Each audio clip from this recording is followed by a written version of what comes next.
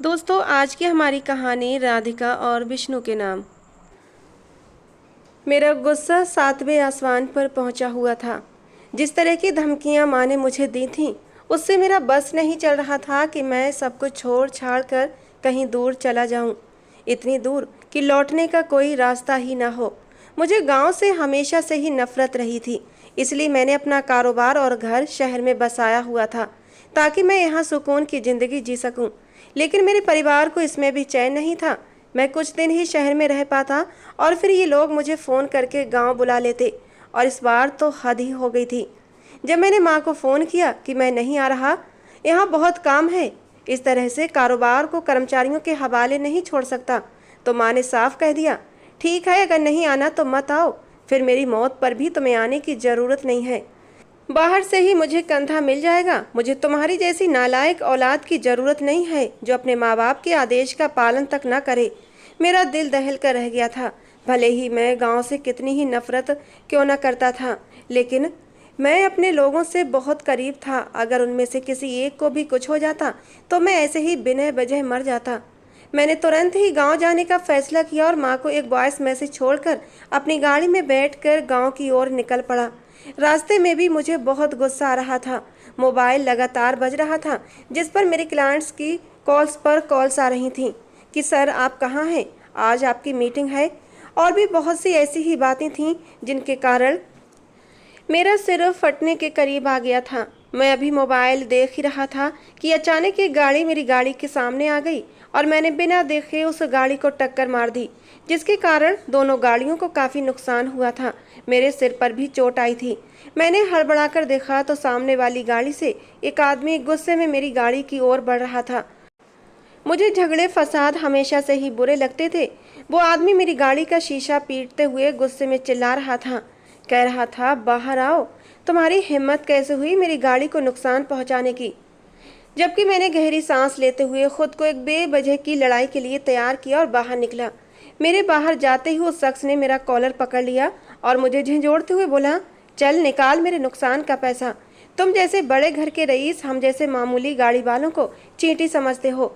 जबकि मैं उसे कहना चाहता था, भाई गलती हो गई, मेरा ध्यान नहीं था, लेकिन वो मेरी सुनना ही नहीं चाहता था। वो कुछ और कहता। इससे पहले ही मैंने उसके कंधे पर हाथ रखा और थपथपाते हुए कहा, देखो जितना भी नुकसान हुआ है उसका दुगना दे दूंगा, मगर इस तरह बीच रास्ते में मार पिटाई मत करो, ये अच्छी बात नहीं होती। लोग आ रहे हैं, हमें देख रहे हैं, बेवजह तमाशा मत लगाओ, ये अच्छे लोगों की आदत नहीं होती। मैंने बहुत ही धैर्य का परिचय दिया, जबकि वो आदमी मेरी बात सुनकर कुछ पल के लिए अपनी जगह पर रुक सा गया था, लेकिन शायद वो अब भी और लड़ना चाहता था। लेकिन आसपास के लोगों ने उसे मना कर दिया। मैंने तुरंत ही उसके नुकसान की भरपाई की और फिर से गांव की ओर चल पड़ा। लेकिन मेरी गाड़ी का आगे से काफ़ी नुकसान हो गया था और मैं ऐसी गाड़ी के साथ गांव नहीं जा सकता था। इसलिए मैंने गाड़ी को एक दुकान पर रोक लिया ताकि मैं उसमें थोड़ा सा काम करवा सकूं, फिर हवेली निकलूं। मुझे नहीं पता था कि इस दौरान मेरे साथ क्या होने वाला है। मैं पूरी तरह से दुकान वाले की ओर ही ध्यान दे रहा था और मुझे पता ही नहीं था कि पीछे से मेरी गाड़ी के साथ क्या हो चुका है। मुझे उस दुकान पर लगभग आधा घंटा लगा था। दुकान वाले ने तो गाड़ी में और भी काम निकाल दिए थे, लेकिन मैंने बात का कहकर उसे टाल दिया और जल्दी से गांव की ओर रवाना हो गया। मुझे गाड़ी चलाते हुए अभी कुछ ही देर हुई थी कि अचानक मुझे अपनी गाड़ी से किसी के खांसने की आवाज़ आई। मैंने तुरंत ही गाड़ी को ब्रेक लगाया। मेरे अलावा तो गाड़ी में कोई था ही नहीं, तो फिर ये आवाज़ कैसी। मैं एकदम बेचैन हो गया था, जबकि अब मुझे किसी की सांस लेने की आवाज़ें भी आने लगी थीं। कुछ तो था जो मेरी नज़रों से छिपा हुआ था। मैं कुछ पल गौर से अपनी गाड़ी को देखने लगा, लेकिन फिर इसे अपना भ्रम समझकर मैंने एक बार फिर गाड़ी हवेली की तरफ दौड़ा दी। मैं अंधेरा होने से पहले ही हवेली पहुंच जाना चाहता था, क्योंकि मेरा इरादा वहां पर सारी रात गुजार कर सुबह जल्दी निकलने का था। लेकिन मुझे इस बात का जरा भी पता नहीं था कि वहां पर मेरे लिए क्या क्या योजनाएं तैयार की जा रही हैं। मुझे समझ नहीं आ रहा था कि मेरी माँ ने मुझे इतनी जल्दी क्यों बुलाया है, आखिर क्या वजह है। लेकिन कुछ था जो मुझे बेचैन कर रहा था। मैं अभी इन्हीं सोचों में गुम था कि मुझे अचानक ही किसी के छींकने की आवाज़ आई और ये मेरा भ्रम बिल्कुल नहीं था। मैंने तुरंत ही गाड़ी को ब्रेक लगाए और गाड़ी से उतरकर सीधे डिक्की के पास आया। यकीनन जो भी था वो इसी डिक्की में मौजूद था। मैंने जैसे ही डिक्की को खोला तो सामने का नज़ारा देखकर मैं हैरान रह गया। मेरी आंखें फटी की फटी रह गईं। मैंने सपने में भी नहीं सोचा था कि जो मैं देख रहा हूँ वो हकीकत होगी। मैं गांव से थोड़ी ही दूर था। मैं लगभग कुछ ही मिनटों की दूरी पर था, लेकिन अंदर डिक्की में जो कुछ था उसे देखकर मैं दंग था, क्योंकि डिक्की के अंदर कोई जानवर या कोई चीज़ नहीं, बल्कि डिक्की के अंदर एक खूबसूरत लड़की थी जो शादी के लाल रंग के लहंगे में थी। उसे देखकर किसी परी का गुमान होता था। उसने डर के मारे अपनी आंखें बंद कर रखी थीं, जैसे डर कर एक कबूतर का बच्चा अपनी आंखें बंद कर लेता है, बिल्कुल वैसे ही। वो देखने में बहुत मासूम लग रही थी, लेकिन उसकी असलियत क्या थी मुझे इस बारे में कुछ भी पता नहीं था। मैं तुरंत ही होश में आया और उस लड़की को कहा, ए लड़की, बाहर आओ। कौन हो तुम और यहाँ क्या कर रही हो? लेकिन वो इतनी ज़्यादा डर गई थी कि उसे मेरी आवाज़ से कोई फ़र्क नहीं पड़ा। मुझे ये करना ठीक तो नहीं लग रहा था, लेकिन मैं मजबूर था। मैंने उसका नंगा बाजू पकड़कर उसे सीधा किया और कहा, तुम यहाँ क्या कर रही हो? ए लड़की, कौन हो तुम? सच सच बताओ और मेरी डिक्की में कैसे आई? लेकिन इस बार शायद मेरी आवाज़ और मेरे झंझोड़ने से वो होश में आ गई थी। वो काफ़ी डरी सहमी हुई लग रही थी। कुछ कहना चाहती थी, लेकिन उसके होंठ बस फड़फड़ा कर रह जाते थे। बहुत ज़्यादा डरी हुई थी, लेकिन किससे ये मैं समझ नहीं पा रहा था। मैंने एक बार फिर गुस्से में दहाड़ते हुए कहा, बताती हो या फिर पुलिस को फ़ोन करूं? इस पर वो हाथ जोड़ते हुए बोली, भगवान के लिए मेरी मदद करो, मैं बहुत मुश्किल में हूँ, ऐसा मत करो। भगवान के लिए डिग्गी बंद कर दो। मेरे लिए क्यों मुसीबत खड़ी कर रहे हो? अगर उसने मुझे देख लिया तो वो मुझे अभी ख़त्म कर देगा। उस लड़की की आवाज़ में डर था। पता नहीं वो किससे डर रही थी, मैं नहीं जानता था। मैंने झुंझलाते हुए कहा, जो भी देखे मुझे उससे कोई लेना देना नहीं। तो मेरी गाड़ी से अभी के अभी बाहर निकलो। वो लड़की शादी की ड्रेस में थी। यकीनन वो अपने घर से भागी हुई थी और उसने मेरी गाड़ी को अपनी पनाहगाह समझ लिया था। और मुझे ऐसी लड़कियों से सख्त नफरत थी जो अपनी शादी से भाग जाती थीं, जिन्हें अपने बाप भाई अपने घर की इज्जत का जरा भी ख्याल नहीं होता था। उन्हें बिल्कुल भी रहम नहीं आता कि उनके पीछे उनकी माँ की परवरिश पर किस तरह से उंगली उठाई जाएगी। लेकिन अचानक ही वो लड़की मेरे पैरों में गिर गई। मेरे लिए ये सब कुछ बहुत हैरान करने वाला था, क्योंकि आज तक मैंने कभी भी ऐसी स्थिति का सामना नहीं किया था। वो मेरे पैरों में गिरते हुए बोली, भगवान के लिए मेरे हाल पर रहम खाओ। अगर आज मैं अपनी शादी के मंडप में पहुंच गई तो मेरी ज़िंदगी बर्बाद हो जाएगी। प्लीज़ मुझे माफ़ कर दो, मैं हमेशा तुम्हारी आभारी रहूँगी। बस कुछ दिनों के लिए मेरी मदद कर दो। वो ज़ोर ज़ोर से रो रही थी। मैं ऐसे किसी अजनबी लड़की पर कैसे भरोसा कर सकता था? वैसे ही आजकल कितने अपराध के मामले होते रहते हैं। मेरे दिमाग में भी अजीब अजीब सोचें चल रही थीं, लेकिन उस लड़की का रोना मुझे अजीब स्थिति में डाल रहा था। एक पल को दिल ने चाहा कि इस पर रहम खाकर इसकी मदद कर दूं, लेकिन दूसरे ही पल दिमाग ने दिल को नकार दिया। हरगिज नहीं, न जाने ये कौन है और कहीं तुम इस वजह से मुसीबत में ना पड़ जाओ। लेकिन अब वो रोते रोते अपना सिर मेरे कदमों में रख चुकी थी और यही वो पल था जब मेरा दिल पिघल गया। वो लड़की देखने में बेहद खूबसूरत थी। उसके बाल कमर से नीचे थे, जैसे कोई झरना उसकी पीठ पर फैला हो। दूधिया रंगत पर लाल रंग का लहंगा बहुत खिल रहा था। गुलाबी होंठ, प्राकृतिक गुलाबी गाल और बड़ी बड़ी काली आंखें। कोई भी इंसान उसे देखकर उसका दीवाना हो जाता। वो लड़की सौंदर्य की मूरत थी। एक पल के लिए मेरा दिल भी धड़क उठा था, लेकिन मैं कोई मुसीबत अपने गले लगाना नहीं चाहता था।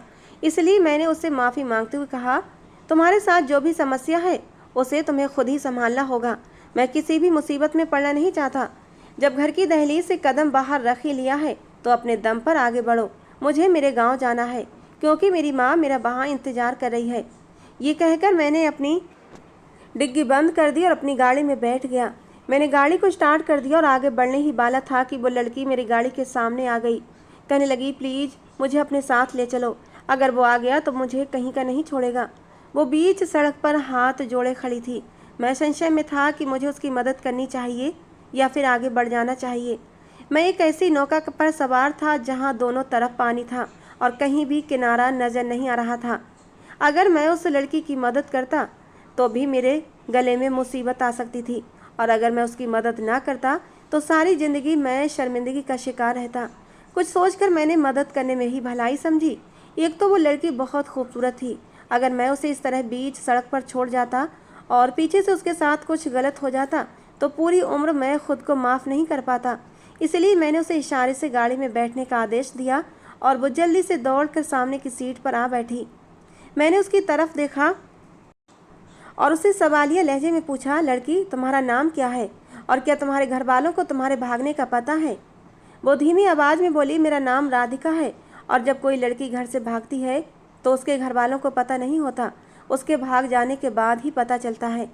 ये कहकर उसने सिर झुका लिया। मैंने गुस्से में कहा, तुम्हें शर्म नहीं आती ऐसी हरकत करते हुए? और जरा भी ख्याल नहीं आया अपने माँ बाप का दिल दुखाते हुए? एक बार भी नहीं सोचा कि उनके दिल पर क्या बीत रही होगी? उसने मुझे एक नज़र देखा और चुप हो गई। मैंने सोचा कि वो मुझे अपनी पूरी कहानी सुनाएगी, लेकिन उसने कुछ भी नहीं कहा।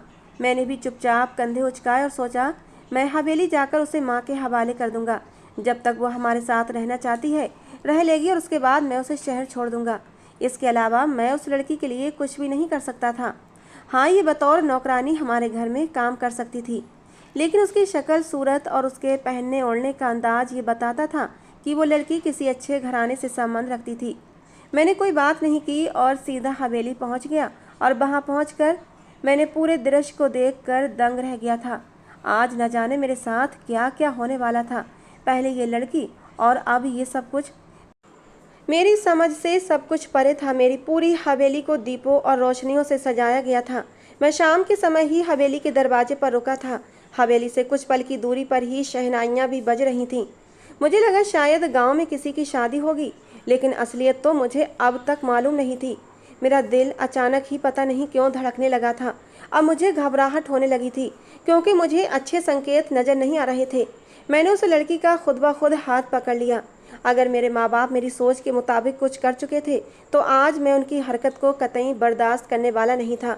जैसे ही मैंने हवेली के अंदर कदम रखा, मुझ पर गुलाब की पंखुड़ियाँ बरसाई गई थीं। मैं ये सब देखकर हैरान रह गया था। ये सब क्या था? सब कुछ मेरी समझ से परे था। मेरे साथ मौजूद राधिका डरकर मेरे पीछे छुप गई थी। मेरी माँ तुरंत दौड़कर मेरे पास आई और मेरे सीने से लग गई। मैंने उनके माथे पर एक प्यार भरा चुम्बन दिया और उन्हें देखते हुए पूछा, अम्मा जान ये सब क्या है और हवेली को दुल्हन की तरह क्यों सजाया गया है?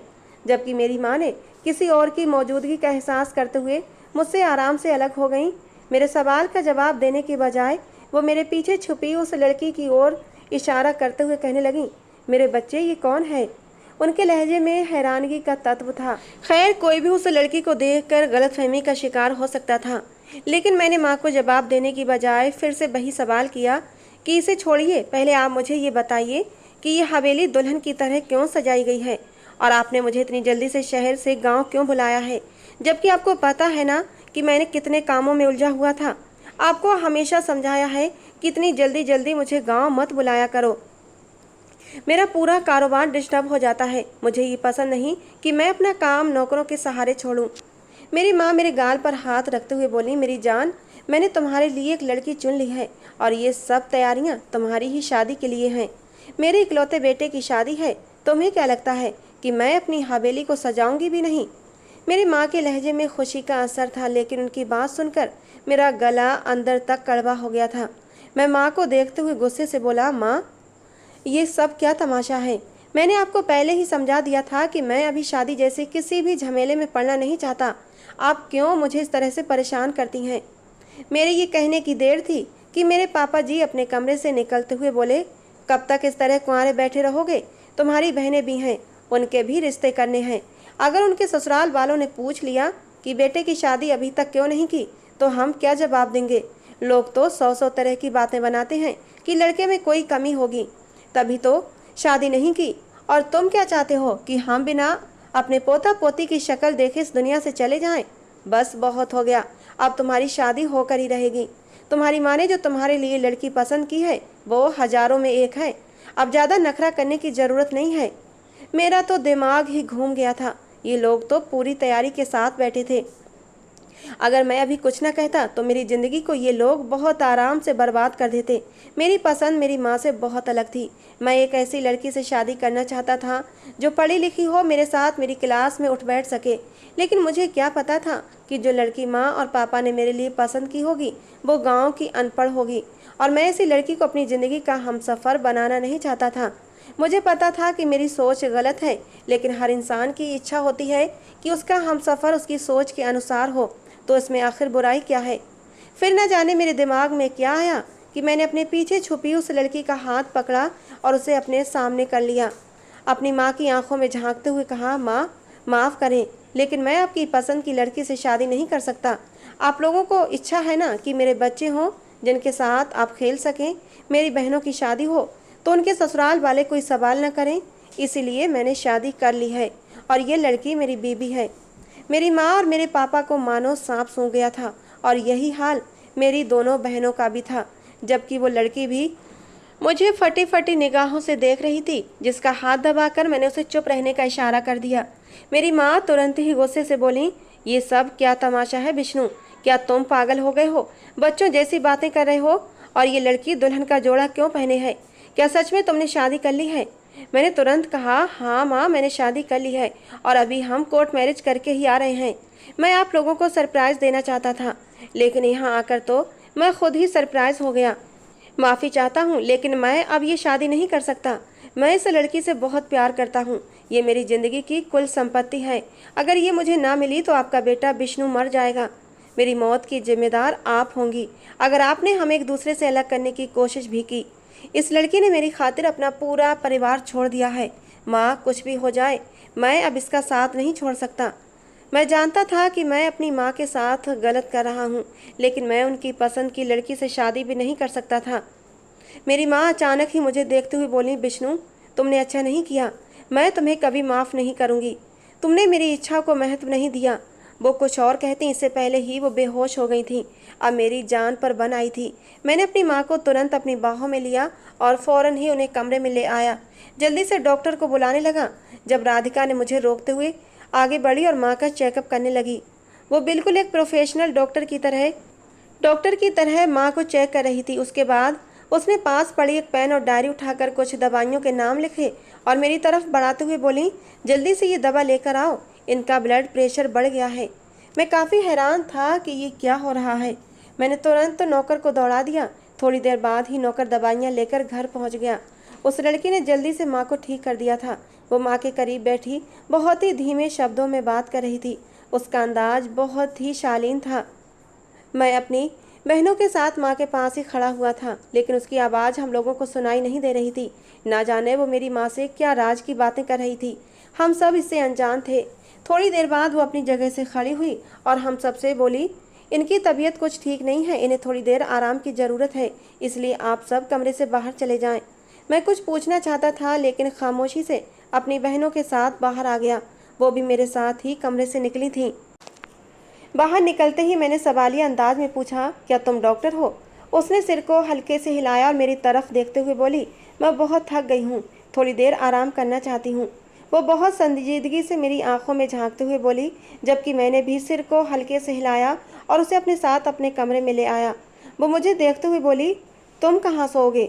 मैंने बिस्तर की तरफ इशारा किया, जबकि उसने मेरी बात काटते हुए कहा, देखो, मेरी कमर में बहुत दर्द रहता है, मैं ज़मीन पर नहीं सो सकती। वो बिल्कुल बेबस लहजे में बोली। एक पल को मुझे उस पर रहम आया, लेकिन फिर मैंने कहा, मुझे माफ़ करना, पर मैं अपना बिस्तर नहीं छोड़ सकता। मुझे तुम्हारे साथ बिस्तर शेयर करने में कोई समस्या नहीं है। जबकि वो बोली, लेकिन मुझे है, मैं किसी गैर मर्द के साथ एक बिस्तर पर नहीं सो सकती। मेरी परवरिश मुझे इस बात की इजाज़त नहीं देती। ये सुनकर मैंने तंजिया निगाहों से उसे देखा था। उस पल मेरी निगाहें उसे बहुत कुछ जता चुकी थीं। वो खामोशी से सर झुकाकर कमरे में मौजूद 2 सीटर सोफे पर बैठ गई थी, जबकि मुझे अब उसके हाल पर दया आने लगी थी। मैंने उससे कहा, देखो राधिका, तुम बेफिक्र होकर मेरे साथ बिस्तर शेयर कर सकती हो। मैं तुमसे वादा करता हूँ कि मैं अपनी हद में रहूँगा। मुझे अपने बिस्तर के अलावा कहीं नींद नहीं आती और मेरे लिए ज़मीन पर सोना बहुत मुश्किल है। और देखो, यही हाल तुम्हारा भी है, तो हम दोनों को ही समझदारी से काम लेना चाहिए। मेरी बात सुनकर वो खामोश हो गई थी और उसकी खामोशी में उसकी रजामंदी थी। मैंने उसके लिए भी तकिया और कंबल रखा और एक तरफ को होकर लेट गया। मैंने यही सोचा था कि अगर उसे सोना होगा तो वो आकर लेट जाएगी। मैं अपनी आंखें बंद कर चुका था। लगभग 10 मिनट बाद वो मुझे अपने बराबर में लेटती हुई महसूस हुई थी। मेरे चेहरे पर एक धीमी सी मुस्कान आ गई थी। आज के दिन न जाने मेरे साथ क्या क्या हो चुका था।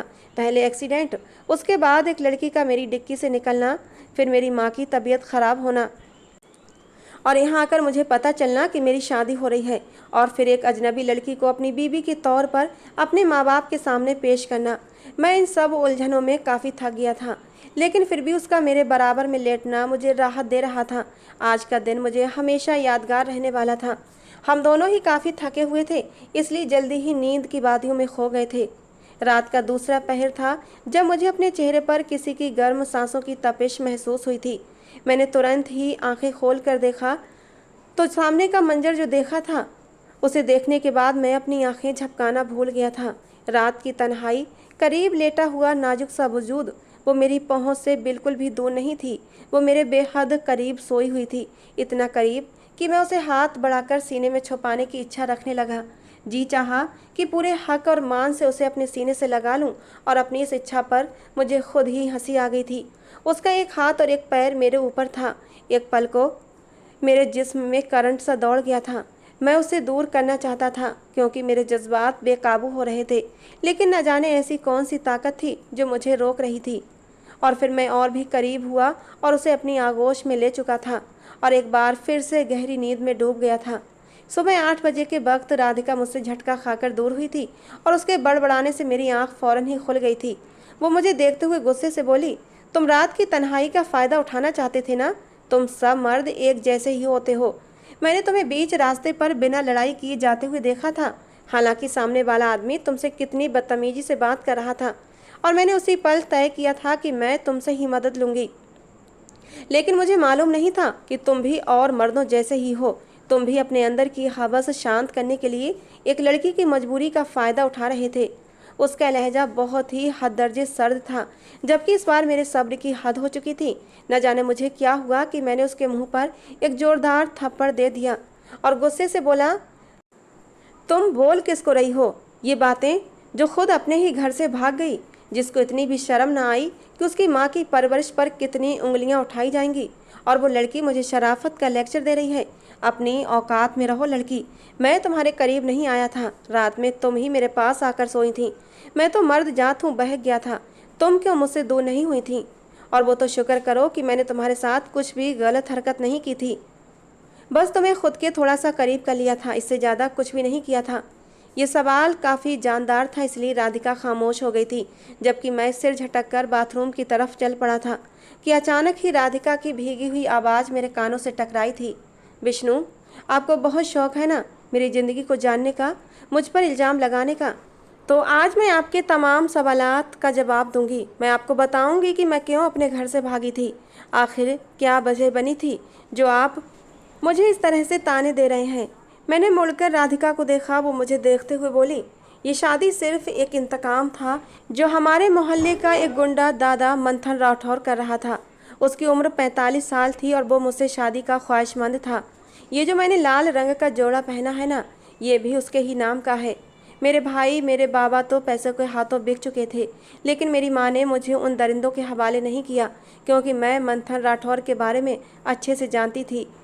अगर मैं मजबूरी में उससे शादी कर भी लेती और वो मुझे इज्जत से अपने घर लेकर चला भी जाता, तब भी वो कुछ समय के बाद ही मुझे अपने दोस्तों के हवाले कर देता, ताकि वो लोग मेरी इज्जत को पामाल कर सकें और इसके बदले उसके यार दोस्त उसकी खूब इज्जत करें, उसे पसंद करें।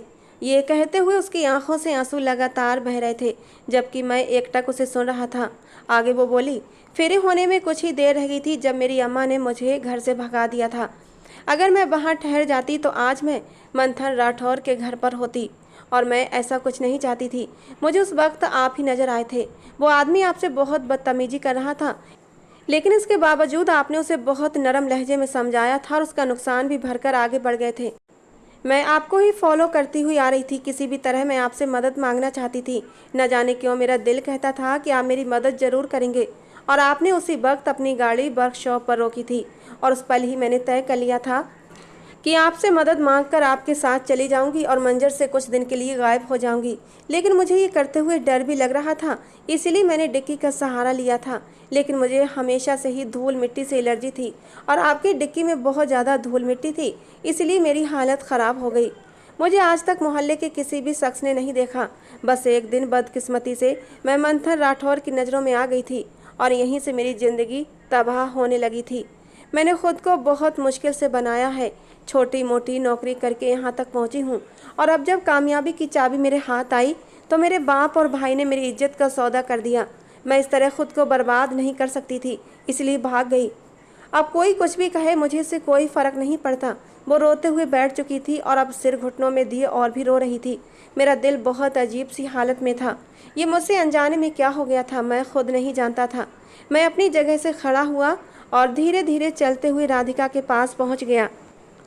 उसके सिर पर हाथ रखते हुए कहा, रात को और अभी मुझे पता है मैंने बहुत सख्त बातें कही हैं, जिनके लिए मैं दिल से शर्मिंदा हूँ और तुमसे माफ़ी भी मांगता हूँ। मैं अब तुम्हें कभी इस तरह से नहीं बोलूँगा। और रही बात रात वाली हरकत की कि मैं तुम्हारे बेहद करीब आ गया था, तो उसके लिए भी मैं तुमसे माफ़ी मांगता हूँ। जो कुछ भी हुआ था बस मेरे दिल ने मुझे मजबूर कर दिया था। पता नहीं क्यों तुम उस वक्त मुझे बहुत अपनी अपनी सी लगी थी और मैंने प्यार से तुम्हें अपनी बाहों। कहते कहते मैं रुक गया था और राधिका भी अपनी नज़रें चुरा गई थी। मैंने बात जारी रखते हुए कहा, रही बात माँ की, तो मैं जल्दी ही उन्हें सच्चाई बता दूंगा। बस कुछ दिन के लिए मुझे तुम्हारी मदद चाहिए। जब तक तुम यहाँ रुकी हो बस तब तक मेरी बीवी बनने का नाटक करती रहो। मैं तुम्हें यहाँ रहने के साथ साथ अच्छा खाना और पहनने के लिए कपड़े भी दूंगा।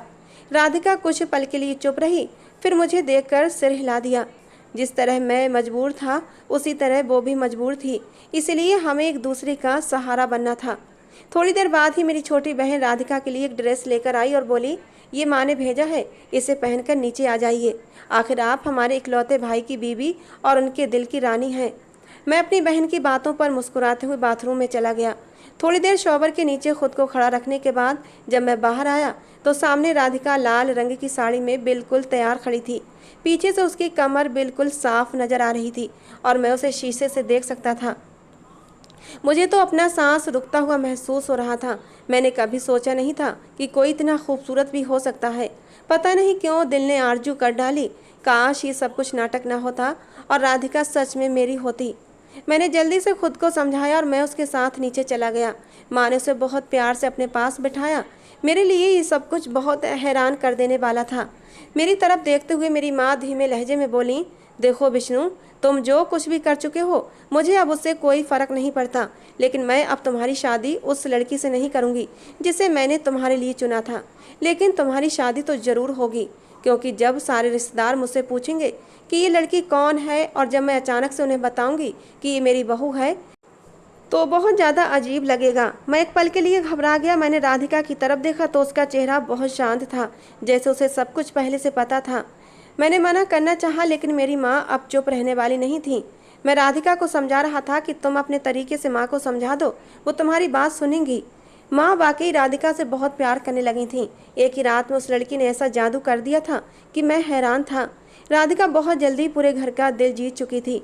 खैर, समय धीरे धीरे बीत रहा था और मेरी शादी के दिन भी करीब आ रहे थे। माँ ने जिस लड़की को मेरे लिए चुना था उसे मना कर दिया गया था और राधिका को मेरे लिए दुल्हन के रूप में तैयार किया जा रहा था। हमारे कमरे भी अलग अलग कर दिए गए थे और कुछ ही दिनों बाद पूरे रस्मों रिवाजों के साथ मेरी शादी राधिका के साथ हो गई थी। हालांकि मैं उलझन में था कि क्या मुझे ये करना चाहिए या नहीं, लेकिन जब मैंने राधिका की रजामंदी देखी तो मैं भी चुप हो गया। और आज राधिका सचमुच मेरी पत्नी बनी मेरे कमरे में बैठी मेरा इंतजार कर रही थी। और मेरे दिल की धड़कनों ने भी एक अजीब ही शोर मचा दिया था। दिल उस नाजुक सी लड़की को बाहों में लेने के लिए मचलने लगा था, पर मैं धड़कते दिल के साथ अंदर कमरे में दाखिल हो गया था। मैं राधिका के सामने जाकर बैठ गया, उसे मुंह दिखाई का तोहफा भी दिया। उसके चेहरे पर एक बहुत ही दिल फरेब सी मुस्कुराहट थी। मैंने कहा, राधिका, मैं तो तुमसे सिर्फ नाटक करने के लिए कहा था, लेकिन तुम तो सचमुच ही मेरी पत्नी बन बैठी। कहने लगी, क्या करती, ये दिल तुम पर जो आ गया था, अब दिल की भी तो सुननी थी, नहीं तो ये दिल पूरी जिंदगी मुझे तड़पाता रहता। राधिका के मुंह से इतना अनोखा इजहार मोहब्बत सुनकर मैं दंग था और राधिका ने ही मुझे बताया कि मैं तो तुम्हारी माँ को सारी सच्चाई दूसरे दिन ही बता चुकी थी और तुम्हारी माँ को भी इस बात पर कोई आपत्ति नहीं थी कि मेरी और तुम्हारी शादी सचमुच हो जाए। अभी सच्चाई पर मैं और भी हैरान था। मुझे तो पता ही नहीं था कि राधिका ने मेरी माँ को सारी सच्चाई बता दी थी और इसके बावजूद मेरी माँ को कोई आपत्ति नहीं थी। वो तो खुशी से फूले नहीं समा रही थीं। आखिरकार उन्हें इतनी खूबसूरत बहू इतनी आसानी से जो मिल गई थी। मैं राधिका के नाजुक से वजूद को अपनी बाहों में समेटने लगा तो वो पसीने से भीगी हुई थी और बुरी तरह कांप रही थी। मैं हैरान हुआ। मैंने कहा, राधिका तुम इतना ज़्यादा घबरा क्यों रही हो? हालांकि शादी तुम्हारी खुद की मर्जी से हुई है, फिर भी इतना ज़्यादा परेशान क्यों हो? लेकिन राधिका की अगली बात पर मैं हंसने पर मजबूर हो गया था।